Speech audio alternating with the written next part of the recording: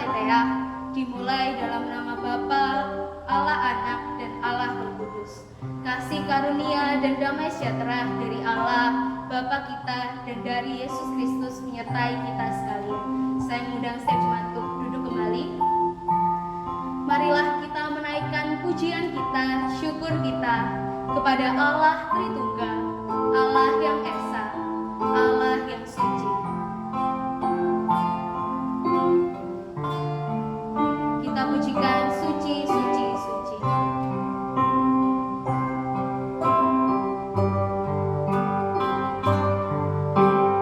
Suci, suci, suci, Allah Maha Kuasa, di setiap waktu kami puji Dia. Suci, suci, suci, Yang Maha Pengasih,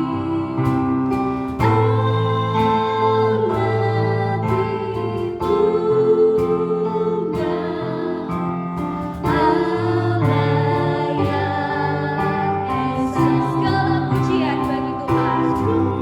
Pujian bagimu, setiap nafasku yang surga bumi yang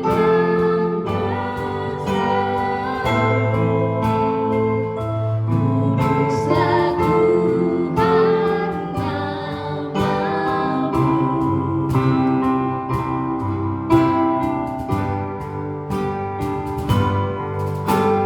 Suci, suci, suci, semua sembahlah, pujilah namanya, bagus sekalian.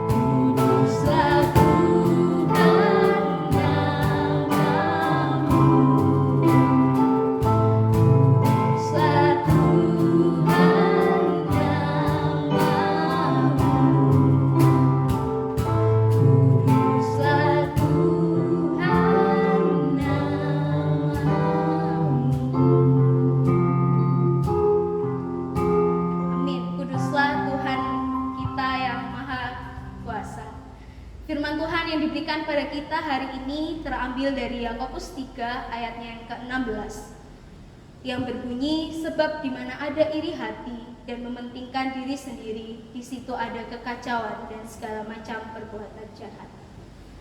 Allah kita adalah Allah yang adil dan setia, Allah yang tidak pernah meninggalkan perbuatan tangannya. Begitu juga dengan kita, Allah tidak pernah meninggalkan setiap kita. Apalagi setiap kita manusia yang berdosa, tapi Dialah yang menjadi penyelamat kita. Oleh karena itu, hari ini kita mau mengakui setiap kesalahan kita pada Allah yang Maha Kuasa, Allah yang adil, Allah yang memberi pengampunan pada kita.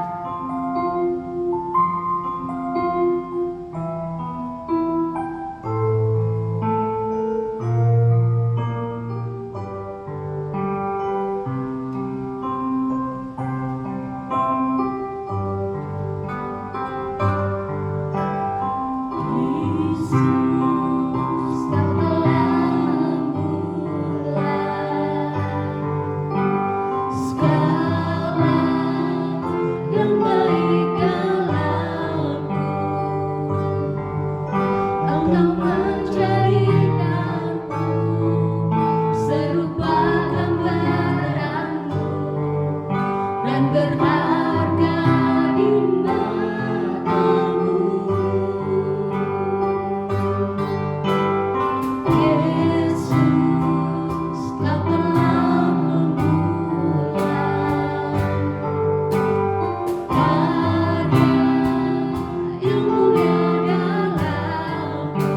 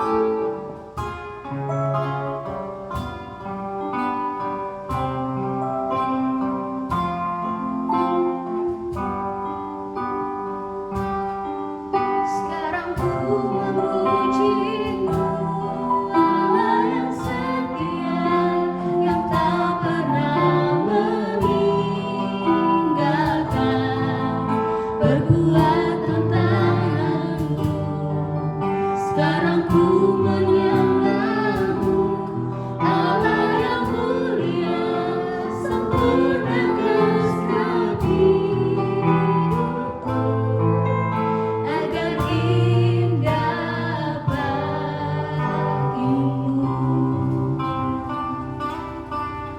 Tuhan yang ada dalam kerajaan surga, hari ini Tuhan kami mengakui setiap kesalahan kami, mengakui setiap pelanggaran kami Tuhan, mengakui setiap dosa-dosa kami.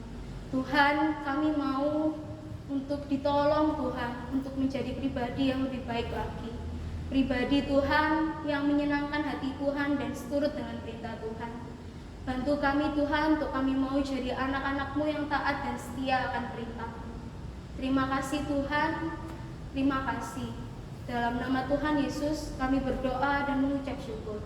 Amin. Saya mengundang setiap jemaat untuk bangkit berdiri. Kepada setiap orang yang telah mengaku dosa, Tuhan memberikan firman-Nya pada setiap kita. Melalui Lukas 7 ayat yang ke-48. Lalu ia berkata kepada perempuan itu, dosamu telah diampuni.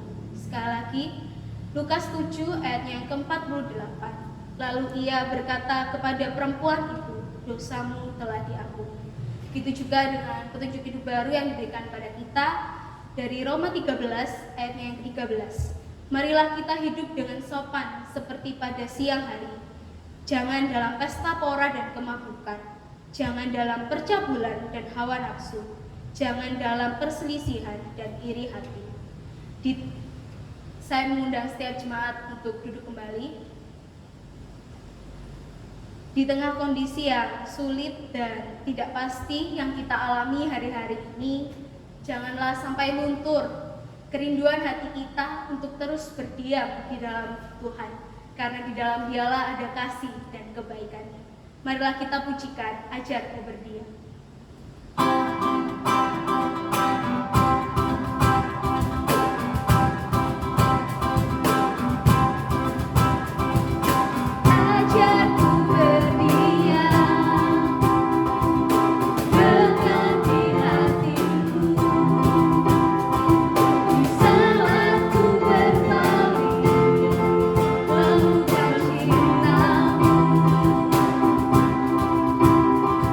Bisa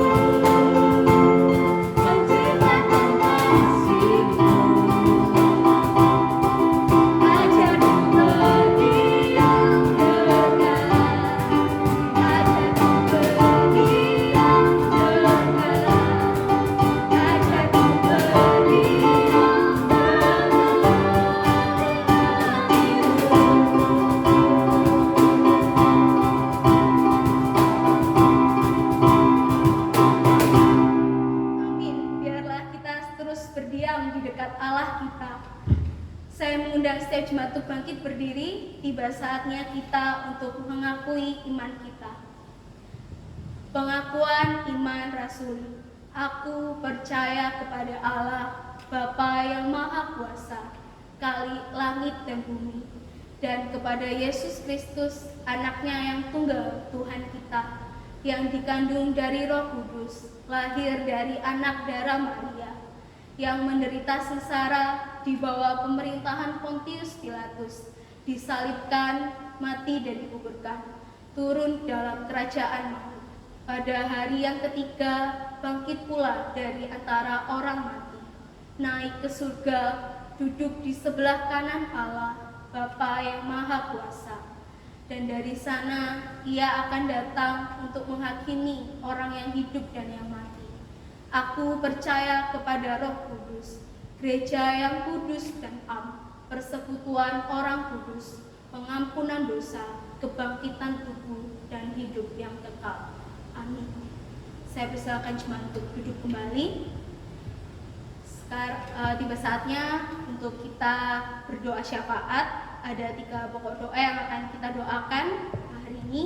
Yang pertama, kita berdoa untuk negara kita, juga untuk kota Surabaya di tengah kondisi pandemi ini, supaya biarlah kita bersama-sama boleh menjaga untuk mengurangi penyebaran virus COVID-19. Kita juga berdoa yang kedua untuk pergumulan setiap jemaat di tengah kondisi yang tidak mudah, entah itu dalam studinya, ekonomi, keluarganya, dan lain-lain. Biarlah setiap jemaat boleh diberi hati yang mau berserah kepada Tuhan. Kita juga berdoa untuk gereja kita di tempat ini, berdoa untuk para gembala, penginjil, setiap pengurus, juga pelayan Tuhan. Mari kita berdoa bersama-sama dengan buka suara. Tuhan Allah Bapa di surga, kembali lagi Tuhan kami datang dalam hadirat-Mu membawa pokok-pokok doa kami Tuhan.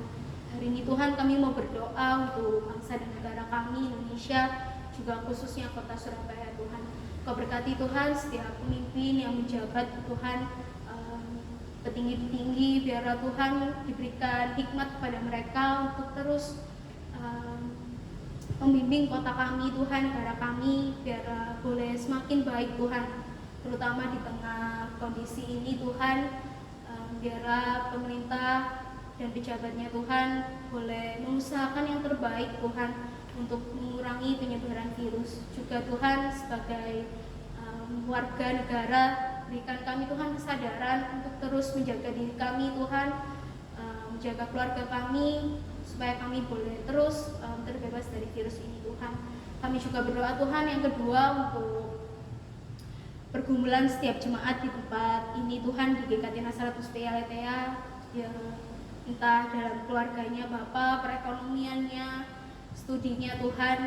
Biarlah setiap pergumulan yang ada Tuhan boleh memberikan setiap jemaat hati yang lebih kuat lagi Tuhan untuk menghadapi hari-hari ke depan. Biarlah Tuhan setiap masalah yang ada, pergumulan ada, menjadikan setiap kami pribadi yang lebih baik Tuhan. Kiranya Engkau menolong setiap kami Tuhan, menguatkan. Biarlah Tuhan Engkau juga berikan kami hati yang mau berserah pada Engkau Tuhan, karena kami tahu di dalam Engkau ada pengharapan kami Bapa dan pertolongan kami. Kami juga berdoa Tuhan untuk gereja kami di tempat ini, di tengah pengembalaan yang tidak mudah. Engkau berkati Tuhan gembala kami, penginjil kami, untuk terus boleh menuntun kami setiap domba-dombanya. Juga berkati Tuhan pengurus pelayan Tuhan, juga jemaat di tempat ini. Biarlah boleh terus beroleh hati yang rindu Tuhan, untuk menyenangkan Engkau dan belajar tentang kebenaran firman. Kami menyerahkan Tuhan pokok doa ini dalam tangan-Mu. Dalam nama Tuhan kami Yesus Kristus kami berdoa. Amin. Marilah kita menyiapkan hati kita, saudara kita akan mendengarkan firman Tuhan. Marilah kita pujikan pujian. Kepadamu,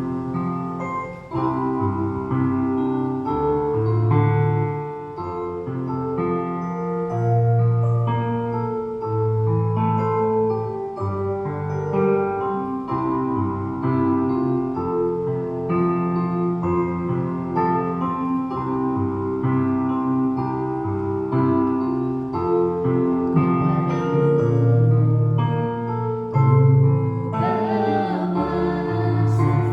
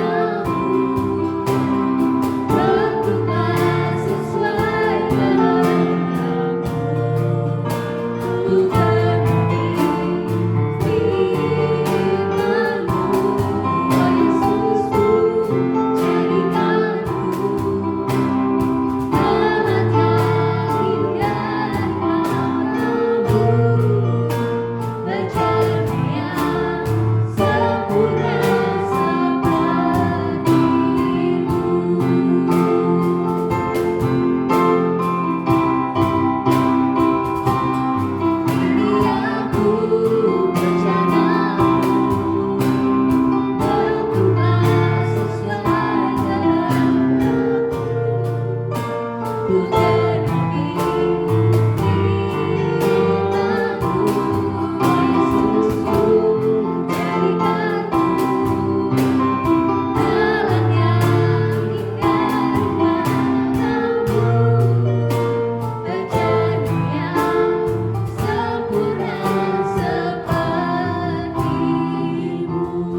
hambanya saya persilahkan.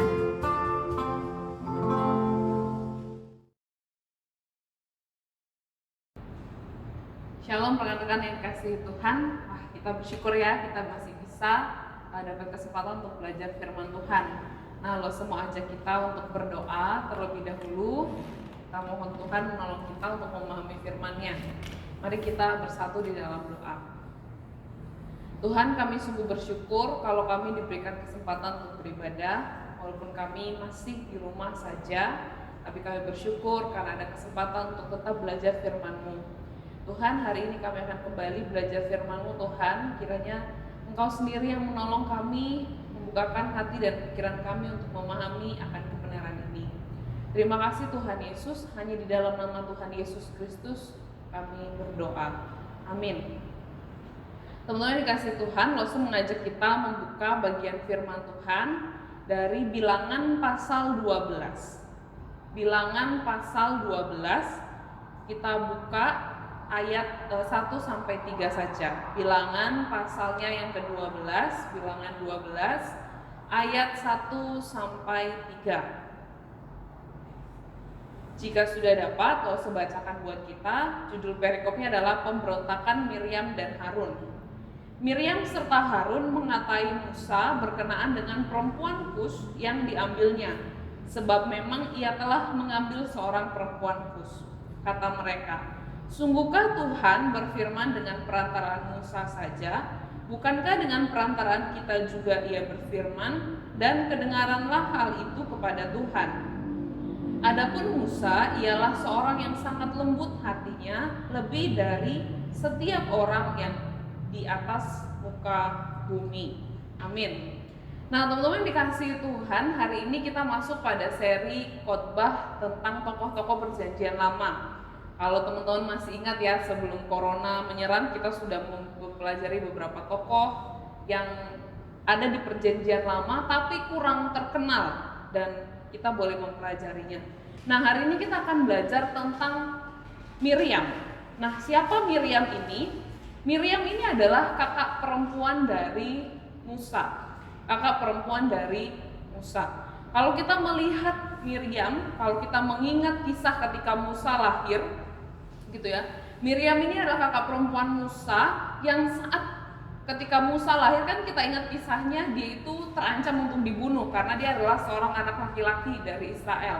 Pada saat itu Firaun membunuh semua bayi-bayi laki-lakinya Israel. Nah, Musa ini salah satu yang mamanya coba untuk selamatkan.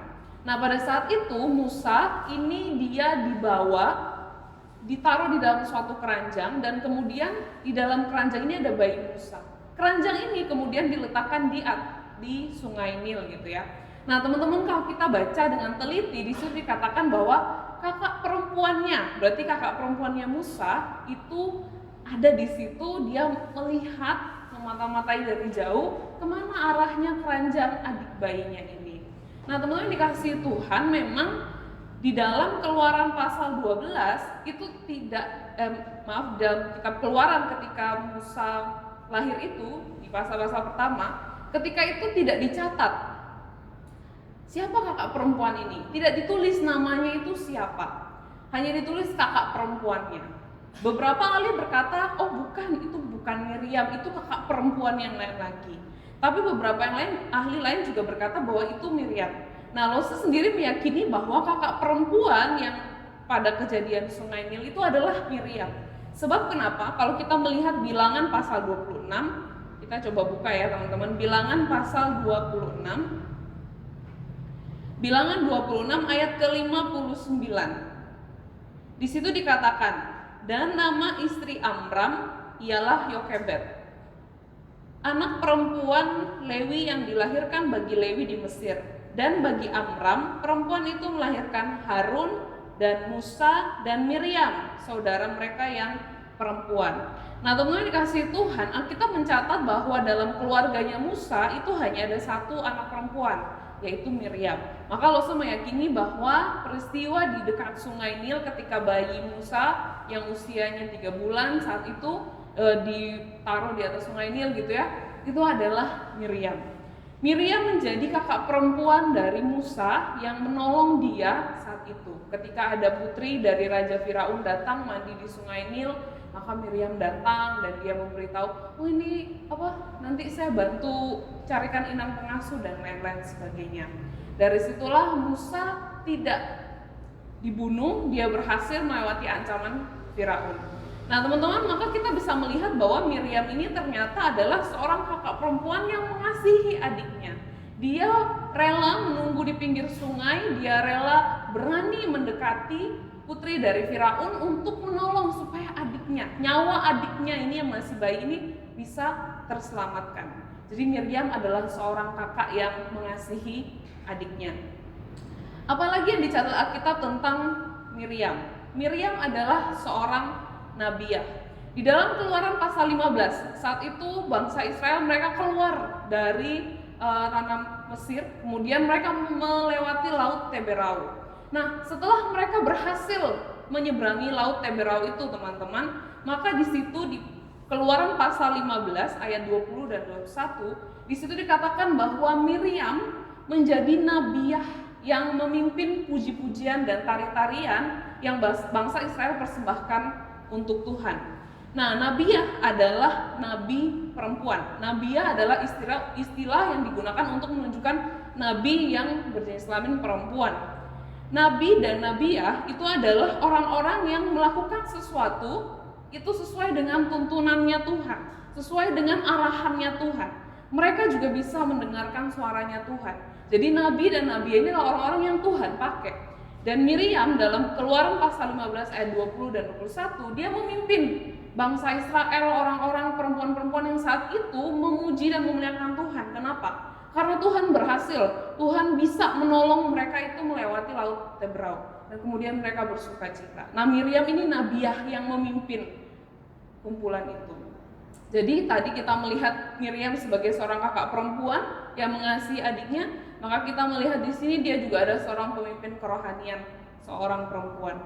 Nah, teman-teman dikasihi Tuhan, selanjutnya apalagi yang dicatat oleh Alkitab, yaitu yang kita baca hari ini di dalam Bilangan pasal 12. Teman-teman, kisah tentang Miriam kalau kalian lihat di handphone kalian, Alkitab handphone kalian, terus kalian cari search Miriam gitu ya. Nama dia tuh nggak banyak dicatat, kisah tentang dia tidak banyak dicatat. Tapi tragisnya dan sangat menyedihkan bahwa dari hanya singkatnya kisah yang dicatat, salah satu kisah yang dicatat itu justru tentang pemberontakan yang dia pimpin.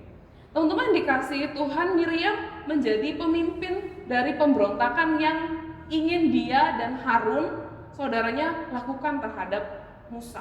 Musa dipilih Tuhan untuk memimpin bangsa Israel di tengah perjalanan di padang gurun, ketika melewati banyak hal. Musa ini menjadi seorang pemimpin tertinggi dari bangsa Israel di bawahnya Tuhan. Nah, teman-teman dikasihi Tuhan, di ayat ke-1 yang kita baca tadi di pasal 12 dikatakan Miriam serta Harun mengatai Musa. Miriam serta Harun mengatai Musa. Banyak penafsir meyakini bahwa Miriam ini menjadi pemimpin dari pemberontakan, gitu ya, yang sedang mereka laksanakan. Kenapa? Karena nama dia ditulis paling awal. Di dalam tradisi Ibrani seringkali perempuan itu menjadi pilihan selanjutnya setelah laki-laki.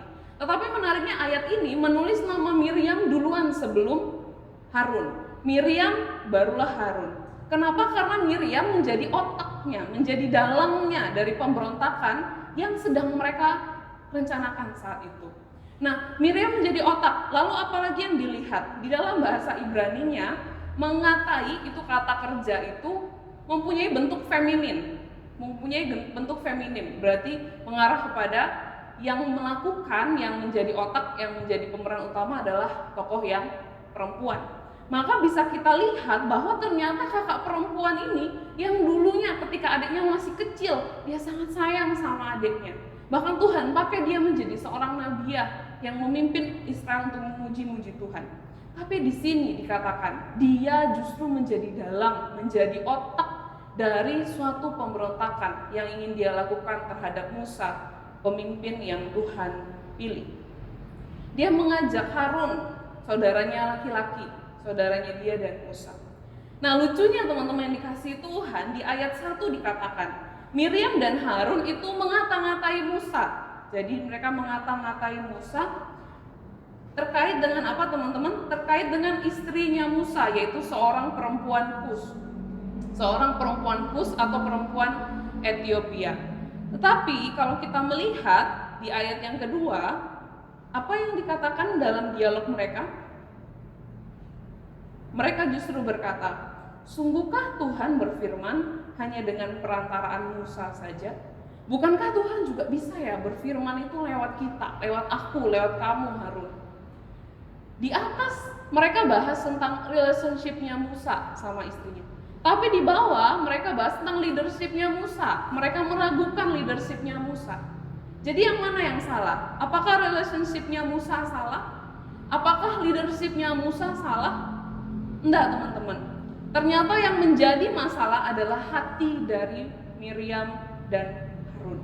Yang menjadi permasalahan inti bukan ada di Musa, bukan pada pernikahannya Musa, bukan pada kepemimpinannya Musa, tetapi hati dari saudara-saudaranya, terkhususnya Miriam yang menjadi pemimpin pemberontakan ini. Apa yang bisa kita lihat di sini teman-teman? Miriam itu merasa iri hati kepada Musa. Miriam merasa iri tentang kepemimpinan yang Musa lakukan. Dia membicarakan tentang, kok bisa ya? Tuhan juga bisa kok ngomong sama kita. Masa sih? Jangan-jangan Musa ini bohongin kita ya? Harusnya kita juga bisa dengar nih suaranya Tuhan. Nah teman-teman yang dikasihi Tuhan, hal ini sering terjadi dalam hidup kita. Ketika kita membiarkan hati kita tidak suka dengan satu hal dari orang lain, seringkali akan muncul ketidaksukaan kedua, ketidaksukaan ketiga, ketidaksukaan keempat, nanti terus berkembang dan terus berkembang sampai akhirnya kita benci sama orang itu. Sering ya seperti itu ya. Misalnya di sekolah nih ada teman pintar banget, gak mau kasih contekan, kita mulai cari-cari. Dia tuh pinter ya, tapi pelit ya. Pelit mulai satu nih. Terus nanti ada yang nambahin lagi, iya dengar-dengar bukan cuma pelit soal, pelit duit. Wah itu udah mulai nambah jadi 2. Iya nih, nanti datang lagi. Dengar-dengar dia juga ini loh orangnya antisosial, nggak mau berteman sama yang lain. Akhirnya muncul lagi hal-hal yang lainnya. Nah teman-teman dikasih tahu, kalau kita membiarkan hati kita tidak suka akan sesuatu, itu akan lahir hal-hal buruk lainnya di mata kita. Seperti Miriam ini, yang awalnya dia merasa iri kepada Musa karena kepemimpinan Musa, kemudian dia mulai bawa-bawa tentang pernikahannya Musa dan lain-lain sebagainya. Teman-teman, yang paling menarik adalah di ayat 2 bagian akhir, ketika Miriam dan Harun sedang ngobrol-ngobrol tentang Musa, dikatakan Alkitab mencatat, dan kedengaranlah hal itu kepada Tuhan, dan kedengaranlah hal itu kepada Tuhan. Musa nggak dengar teman-teman, Musa nggak tahu mereka ngomongin apa. Mereka ngomongin Musa, mereka gibahin Musa gitu ya, mereka ngomongin tentang Musa. Musa tahu, Musa nggak dengar teman-teman, tetapi Tuhan dengar apa yang mereka katakan. Ketika kita berbicara tentang orang lain, ketika kita gosipin orang lain, ketika kita mengembangkan hati yang penuh iri, orang lain mungkin nggak tahu teman-teman, orang lain mungkin tidak dengar apa yang kita katakan, tetapi Tuhan dengar. Nah teman-teman dikasihi Tuhan, jagalah hati kita dari iri hati. Kalau kita melihat kenapa Miriam bisa iri kepada Musa, kalau kita flashback pada kisahnya, Miriam ini adalah kakak yang menyelamatkan Musa. Setelah Miriam menyelamatkan Musa, dia tolong Musa bertumbuh dan diberikan kepada putri dari Raja Firaun. Musa kemudian bertumbuh selama kurang 40 tahun di kerajaan Mesir. Dia tidak tumbuh dengan lingkungan bangsa Israel yang pada saat itu menjadi budak, tapi dia tumbuh di dalam kerajaan Mesir. Di dalam kepemimpinan Miriam sebagai nabiah, itu berarti dia juga dipakai oleh Tuhan. itu berarti dia juga menjadi alatnya Tuhan, sehingga dia bisa memimpin bangsa itu untuk memuji Tuhan. Nah, teman-teman yang dikasihi Tuhan, kalau kita melihat apa yang perjalanan kehidupan Miriam, bisa jadi dia berpikir seperti ini. Siapa anak kecil ini? Dia masih umur 3 bulan, saya selamatkan dia. Dia tidak tumbuh dan besar di lingkungan orang-orang Israel. Dia tumbuh dan besar di lingkungan kerajaan Mesir. Siapa anak ini? Dia toh dulu saya yang selamatkan. Kalau saya nggak selamatin, masa iya dia bisa jadi pemimpin hari ini? Loh, aku juga seorang nabi ya. Aku juga bisa dengar Tuhan. Aku juga bisa tahu kalau Tuhan mau ngomong sama aku tuh pasti juga bisa tahu. Kenapa harus Musa? Kenapa harus adik terkecil kami? Kenapa harus dia?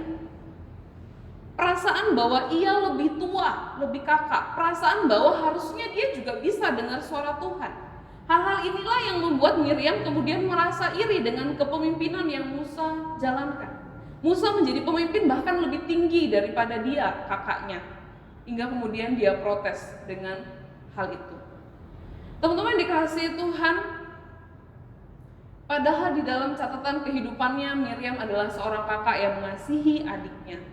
Ia rela berjaga-jaga di dekat sungai Nil untuk menolong nyawa adiknya. Tetapi ia berambisi karena dia sudah mulai iri hati, dia akhirnya menjadi tidak senang lagi dengan adiknya. Dia mulai protes banyak hal tentang adiknya. Dia berambisi untuk menjadi pemimpin menggantikan Musa. Dia bahkan menghasut Harun, saudara laki-laki mereka yang lainnya, untuk juga turut membenci adiknya Musa ini. Teman-teman, bagaimana mungkin seorang yang begitu baik, seseorang yang ternyata rohaniawan juga, kemudian berubah menjadi seseorang yang penuh dengan kebencian? Betapa mengerikannya iri hati ketika dia menyerang kehidupan kita. Betapa mengerikan kalau kita membiarkan rasa iri menyetir kita, hati kita, dan kehidupan kita. Kita bisa menjadi sedemikian tidak baiknya untuk orang lain. Jika kita membiarkan rasa iri kita terus bertumbuh, terus ada. Ketika kita melihat orang lain, kita iri, kita nggak puas dengan diri kita nggak senang sama dia. Bisa banyak hal berubah di dalam kehidupan kita. Teman-teman yang dikasihi Tuhan, iri hati itu adalah perasaan di mana ada rasa cemburu ketika kita melihat kelebihan orang lain. Ketika kita melihat seseorang, kok rasanya dia lebih oke ya? Kok dia lebih suaranya lebih bagus ya? Kok dia lebih pintar ngomong di depan umum? Kok dia handphonenya lebih bagus, mereknya lebih terkenal, harganya kayaknya lebih mahal? Kok dia punya ini, punya itu? Kenapa temen aku bisa bawa iPhone? Aku handphonenya cuma biasa aja. Temen aku ke sekolah diantar mama papanya, orang tuanya pakai mobil bagus, aku naik Gojek gitu ya. Oh, tapi sekarang belajar dari rumah ya teman-teman ya. Mungkin ada perasaan-perasaan seperti itu yang bisa muncul dalam hati kita ketika kita lihat. Itu adalah perasaan iri, teman-teman. Perasaan ini pada dasarnya muncul kenapa? Kenapa kita bisa iri sama orang? Karena kita nggak merasa cukup dengan apa yang kita miliki. Kita tidak rasa bersyukur dengan apa yang kita miliki. Kok aku cuma segini tapi dia segitu? Kok aku begini tetapi dia begitu? Teman-teman, itu berangkat dari bagaimana kita memandang apa yang kita punya dulu, baru kita melihat orang lain. Kalau kita melihat apa yang kita punya dan kita udah bisa bersyukur dengan apa yang kita miliki, kita sudah merasa cukup, ini sudah sangat cukup daripada dari Tuhan. Maka walaupun kita melihat orang lain lebih tinggi dan lain sebagainya, tapi karena hati kita udah set hati kita oke dengan apa yang kita miliki, maka nggak akan ada perasaan iri hati. Teman-teman, di dalam kekristenan kita harus meyakini bahwa semua yang ada dalam hidup kita itu adalah bentuk kepercayaannya Tuhan kepada kita. Di dalam kekristenan semua yang kita miliki, ya kalau sekatakan semua berarti tidak ada batasan. Semua yang kita miliki itu adalah kepercayaannya Tuhan buat kita. Tuhan kasih kita apakah sembarangan, teman-teman? Tentu tidak. Tuhan kasih kita sesuai sama kapasitas kita. Waktu Lose masih umur SD, dulu waktu Lose masih SD, Papa Lose itu kalau kerja sering keluar kota. Biasanya keluar kota seminggu, nanti balik lagi, kayak ada dinas keluar kota. Nah, kalau Papa keluar kota biasa anak-anak dikasih apa? Duit jajan ya, gitu ya. Nah, Lose kan masih SD waktu itu. Kakak Lose yang pertama itu udah SMA. Lalu Lose punya adik lagi yang waktu itu masih kecil, belum sekolah. Nah, kalau papanya Lose kasih uang jajan, kira-kira dipukul nominalnya rata semua nggak teman-teman? Tentu enggak ya. Untuk anak yang SMA, Papa Lose mungkin kasih lebih banyak. Yang masih SD, ya tengah-tengahnya. Yang nggak sekolah sama sekali, ya kasih sedikit lah. Yang penting dia pegang duit ya, lihat kakak-kakaknya pegang duit. Nominalnya pasti nggak sama. Kenapa teman-teman? Karena sesuai sama kapasitas, sesuai sama keadaan kita. Gak mungkin anak SD, anak SMA dikasih 100.000, anak SD juga dikasih 100.000. Gak sesuai sama kapasitasnya. Tuhan pun demikian, Bapa kita di surga pun demikian. Ketika Dia kasih kita sesuatu dalam hidup kita, hari ini apa yang kamu miliki, itu sesuai dengan kapasitasmu. Itu juga sesuai dengan kapasitasnya Lose, apa yang Lose miliki hari ini. Kita harus yakin akan hal itu dulu. Kalau kita nggak yakin akan hal itu, susah kita bersyukur dengan apa yang kita miliki hari ini. Susah kita bisa bilang terima kasih Tuhan. Kalau kita udah nggak bisa mensyukuri, maka sangat mudah ketika kita lihat orang, teman, wah tiap minggu baju baru, langsung ngambek sama mama. Ma, aku juga mau, pokoknya tiap minggu aku harus baju baru. Lihat teman, wah handphone keluaran terbaru, ngambek sama mama. Padahal belum tentu orang tua kita punya uang yang sama dengan nominal orang tuanya, orang tua si dia. Kalau Tuhan kasih kita segini, itu artinya Tuhan tahu kita tuh bisa segitu. Itu kapasitas kita. Teman-teman dikasih Tuhan, kita harus menerima apa yang Tuhan percayakan di dalam hidup kita. Kalau Tuhan kasih kita kemampuan untuk main keyboard, tapi tidak kemampuan bernyanyi, gak usah iri sama si dia yang suaranya lebih bagus. Itu udah bagiannya dia. Kamu lihat dirimu, belum tentu dia juga bisa main keyboard sebagus kamu. Kalau kapasitasmu segitu, kamu harus bersyukur karena Tuhan kasih itu tidak pernah salah. Dan kalau kita sudah mampu bersyukur dengan apa yang kita miliki, kita nggak bakal iri dengan apa yang orang lain miliki. Kita tidak akan punya rasa cemburu dengan apa yang orang lain miliki. Teman-teman yang dikasihi Tuhan, kalau kita ingat kisah Yusuf di dalam Alkitab, Yusuf yang kehidupannya sangat-sangat tidak mudah. Dia dibuang di sumur, dia dijual ke negeri asing yang dia tidak tahu, gitu, dia tidak kenal siapa-siapa, kemudian dia menjadi budak, dia masuk penjara dan lain-lain sebagainya. Teman-teman, kenapa Yusuf bisa menjalani hari-hari yang susah?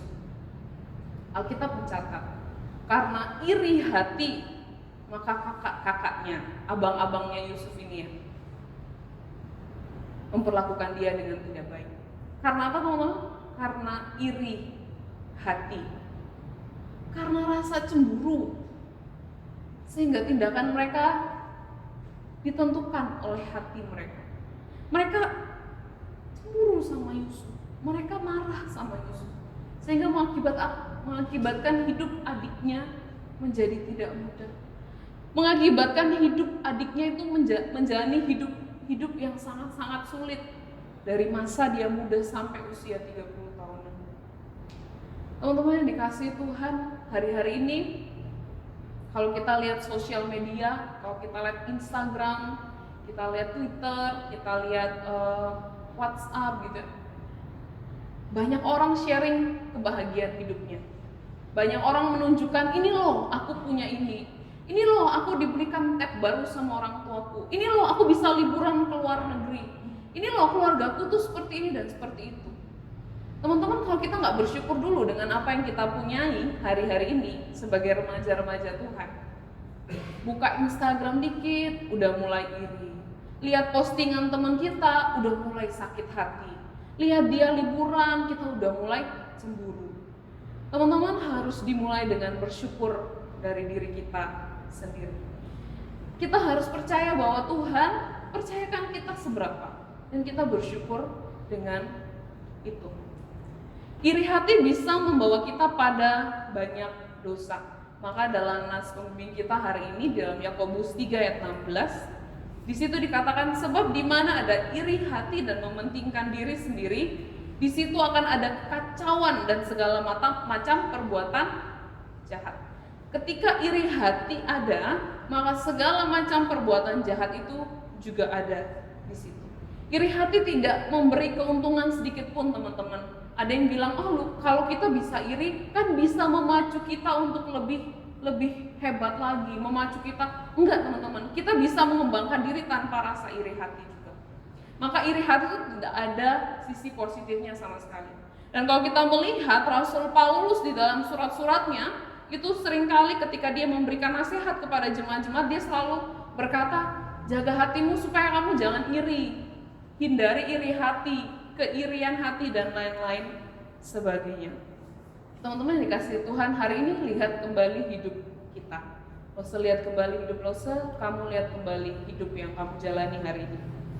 Apa sih yang Tuhan percayakan dalam hidup kita hari ini? Skill apa yang Tuhan percayakan? Kelebihan apa? Materi apa yang Tuhan percayakan hari ini? Sudahkah kamu bersyukur dengan apa yang Tuhan percayakan itu? Kalau kamu tidak belajar bersyukur, kamu akan mudah untuk merasa iri dengan orang lain. Sama seperti Miriam yang Tuhan percayakan menjadi nabiah, dia nggak bersyukur dengan posisi dia sebagai nabiah, tapi dia iri melihat apa yang lebih lagi daripada dia.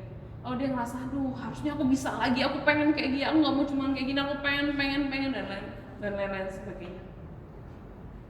Nah, rekan-rekan yang dikasihi Tuhan, sebagai remaja-remaja Kristen, mari kita meyakini bahwa apa yang kita miliki hari ini adalah kepercayaan dari Tuhan. Tuhan memberi tidak pernah salah, sesuai dengan kapasitas Lose, sesuai dengan kapasitas teman-teman sekalian, dan kita mensyukuri akan apa yang Tuhan berikan. Di akhir perikop ini, Alkitab mencatat bahwa Miriam terkena penyakit kusta. Dia dihukum oleh Allah karena hal-hal yang tidak baik yang dia lakukan. Teman-teman, mari jagalah hati kita. Jagalah hati kita dari perasaan iri. Jaga hati kita dengan segala kewaspadaan.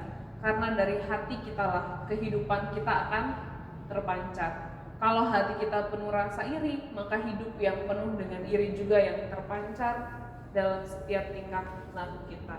Mari kita berdoa.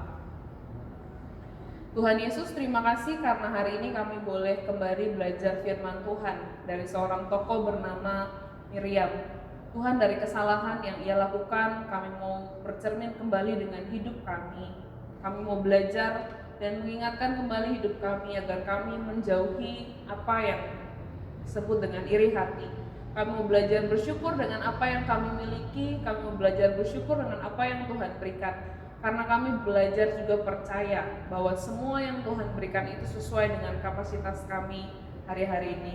Mungkin Tuhan ada teman-teman kami yang terlihat lebih terlihat lebih mewah, terlihat lebih menyenangkan hidupnya.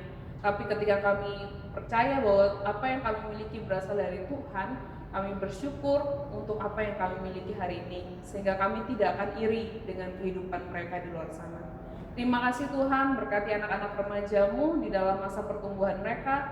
Kiranya kedekatan mereka dengan Tuhan menolong mereka, membawa mereka untuk bertumbuh menjadi anak-anak yang dewasa, anak-anak yang memiliki hati yang baik dan hidup dengan yang baik di hadapan Tuhan. Terima kasih Tuhan, terima kasih. Inilah doa kami, di dalam nama Tuhan Yesus Kristus kami berdoa. Amin.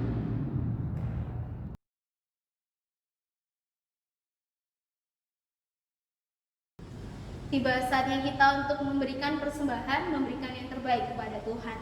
3 kali setahun, setiap orang laki-laki di antaramu harus menghadap hadirat Tuhan Allahmu ke tempat yang akan dipilihnya, yakni pada hari raya roti tidak beragi, pada hari raya 7 minggu, dan pada hari raya Pondok Daun.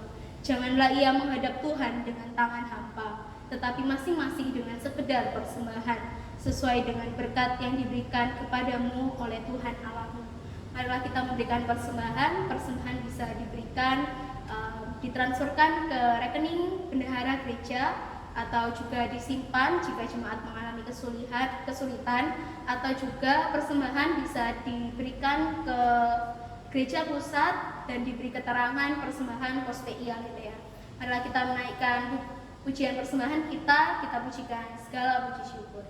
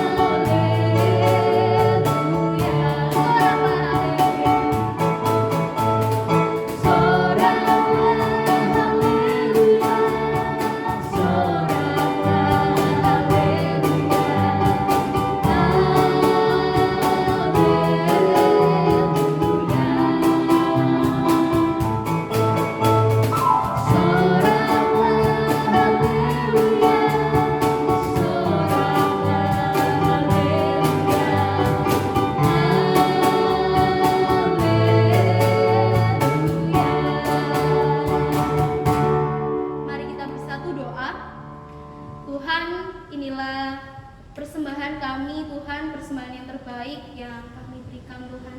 Kiranya Tuhan, persembahan ini boleh menjadi berkat Tuhan untuk gereja kami.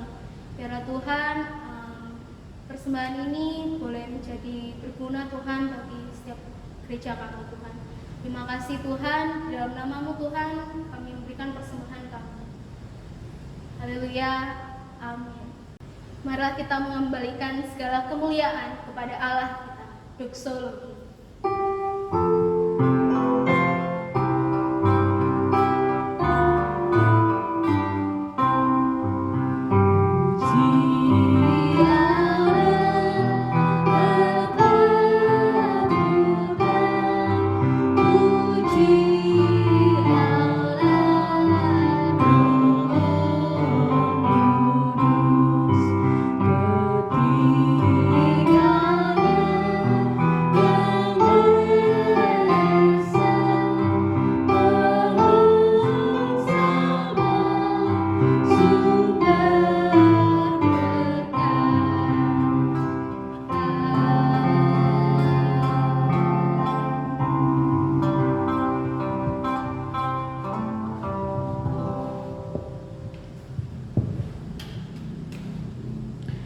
Rekan-rekan yang terkasih dalam Tuhan, mari kita melanjutkan kehidupan kita dan menerima berkat dari Tuhan kita. Tuhan memberkati kita dan melindungi kita. Tuhan menyinari kita dengan wajah-Nya dan memberi kita kasih karunia. Tuhan menghadapkan wajah-Nya kepada kita dan memberi kita damai sejahtera, serta menghindari kita dari kehidupan yang penuh iri hati dari sekarang sampai Kristus datang kedua kalinya. Amin.